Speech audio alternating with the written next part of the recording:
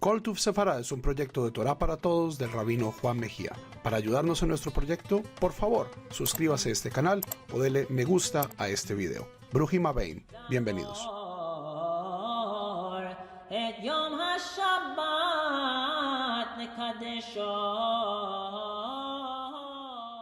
Shalom, queridos Haverim y Haverot, bienvenidos a un video más de Parashat HaShavua en koltuvsefarad.com. Hoy con la sexta aliyah de Parashat Mishpatim, la cual se encuentra en el capítulo 23, versículos 20 al 25 del libro de Shemot, el libro del Éxodo. Y en esta brevísima aliyah tenemos un mensaje de Dios, en el que se nos dice que Dios va a mandar un ángel frente a nosotros para guardarnos en el camino. Hine anochi sholeach malach lefaneja.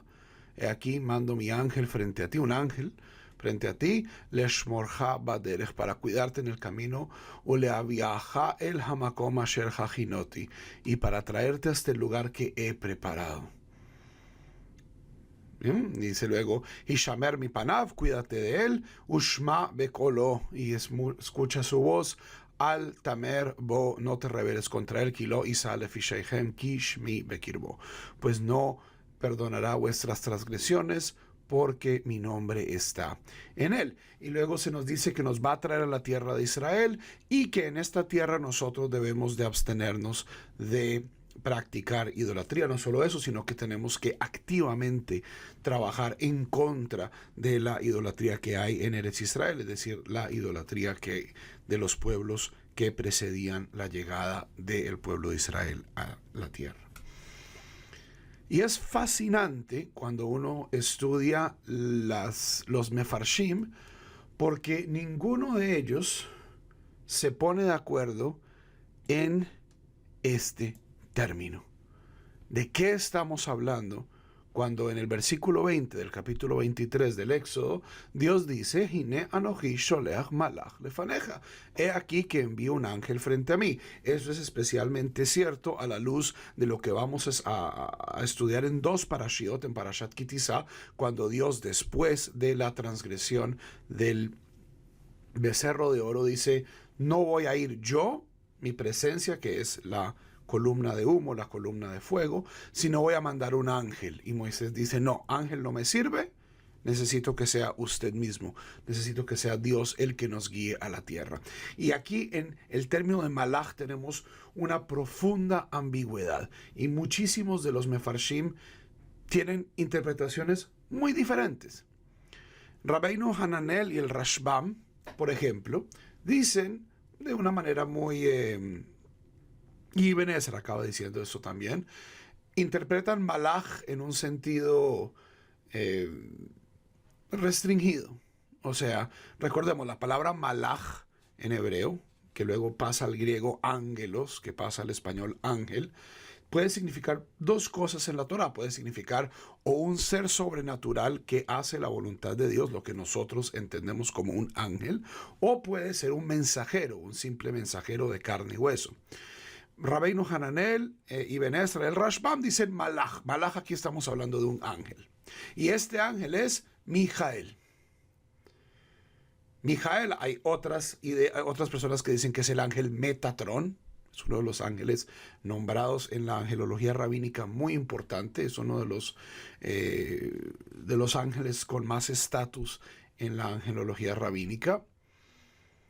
Pero la pregunta que entonces debemos hacernos de este ángel, y algunos de ellos dicen, mire, cuando Yehoshua en 40 años, cuando se le aparece el ángel a Yehoshua, ese ángel es Mijael.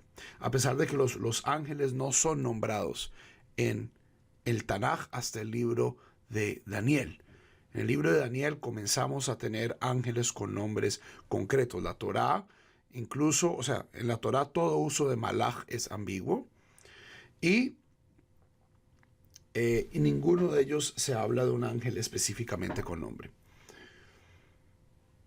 Si esta es la pregunta, entonces habríamos de hacernos, bueno, ¿en qué momento el ángel Mijael habla con el pueblo de Israel o con Moisés? Y Shamer mi panav, cuídate de él, ushma bekolo, y escucha su voz. No te rebeles contra él. Es interesante. El Ramban, Rabbi Moshe ben Nachman, dice en un texto bastante largo, y como está hablando de misticismo, o sea, cuando el Ramban escribe en Barcelona su comentario a la Torá, la Kabbalah todavía no ha sido pública. El momento de la Kabbalah es una doctrina que es secreta, que se pasa de maestro a discípulo, de padre a hijo, y no es sino hasta la escritura del Zohar a finales del siglo XIII que la Kabbalah verdaderamente entra a una discusión más pública. Moisés de León escribe el Zohar a finales del siglo XIII y se abre una discusión mucho más amplia sobre la Kabbalah. Entonces, cuando el Ramban escribe Kabbalah, lo hace de una manera muy por los laditos. Y lo que acaba diciendo el Ramban es que este malaj no es un ángel, sino es la Shejina misma, es la presencia de Dios. Es la presencia de Dios. Y esto explica esta cuestión de escuchar la voz de Dios, escuchar la voz de la Shejina a través de Moisés, a través de los profetas.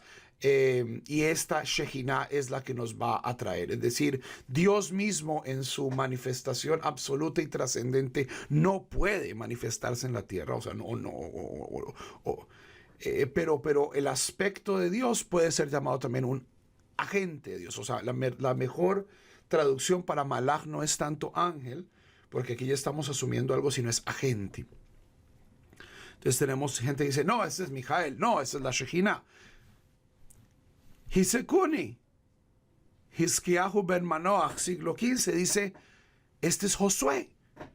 Josué es el ángel, Josué es el agente, Josué es el mensajero que nos va a llevar hasta la tierra. Estamos hablando de un ser humano, de un Naví Veshaliach, de un profeta y un enviado de Dios, al que hay que escuchar. O sea, una sola palabra está generando interpretaciones tremendamente dispares. Ibn Ezra, a pesar de que él piensa que es Mijael, trae, Ibn Ezra cita, y es una fuente muy interesante de autores contemporáneos sefaradíes, tanto rabanitas como caraítas. Dice, hay gente que piensa que este malaj es un Sefer Torah. ¿Cuál es el Sefer Torah que va adelante? ¿Cuál es el malaj que va adelante? Un Sefer Torah, un rollo de la Torah. ¿Por qué? Porque dice Shmi Bekirbo, mi nombre está en él. Y es este Sefer Torah el que nos va a traer a la tierra. Esa interpretación no le gusta a Ibn Ezra, pero es una interpretación muy evocativa. Kilo Isale Fisheichem, el Sefer Torah, o sea, el Sefer Torah es un libro. No es dadivoso, no perdona.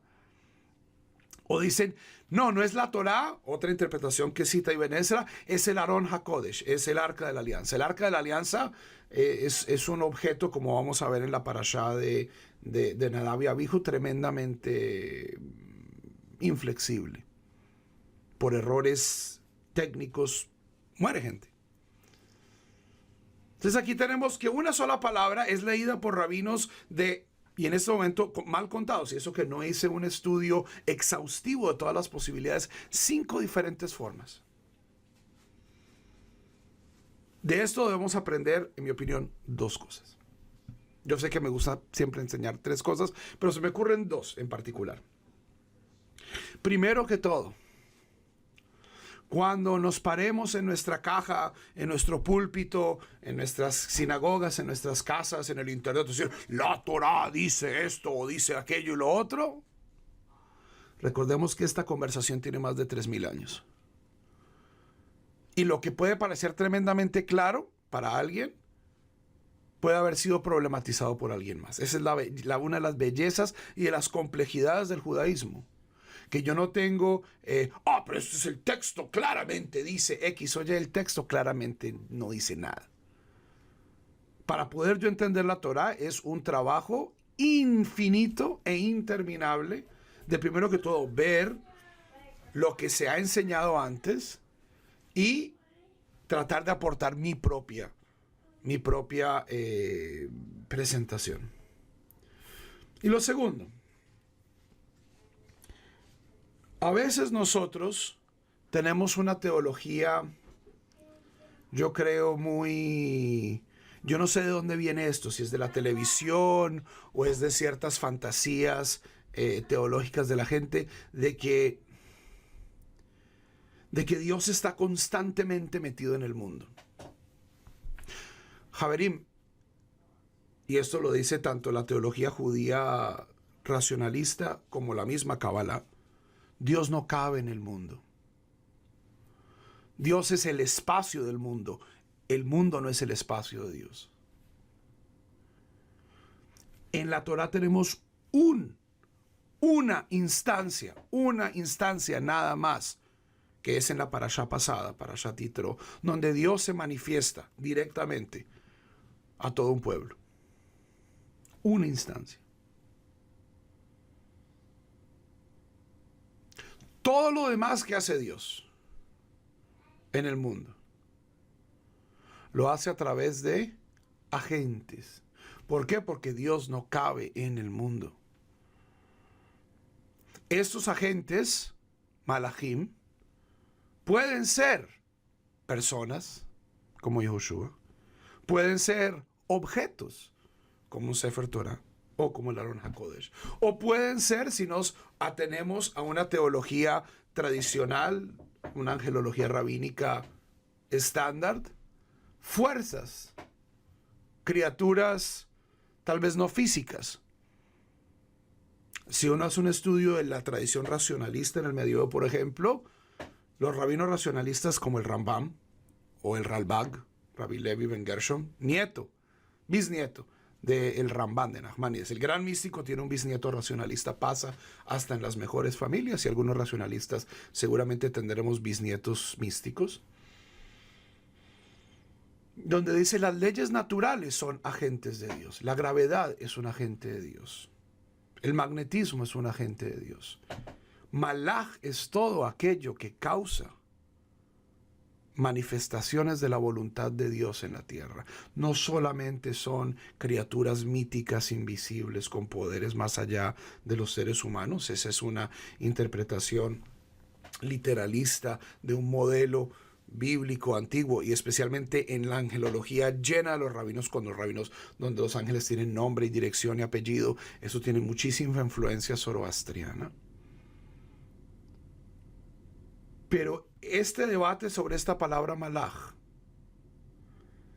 nos debe mostrar que a veces nosotros estamos llamados a ser malachim, agentes, que hay objetos, que hay circunstancias, que hay coincidencias, que las mismas leyes naturales, todo es agente de Dios, porque Dios trabaja en el mundo, pero Dios no está en el mundo, Dios no es del mundo.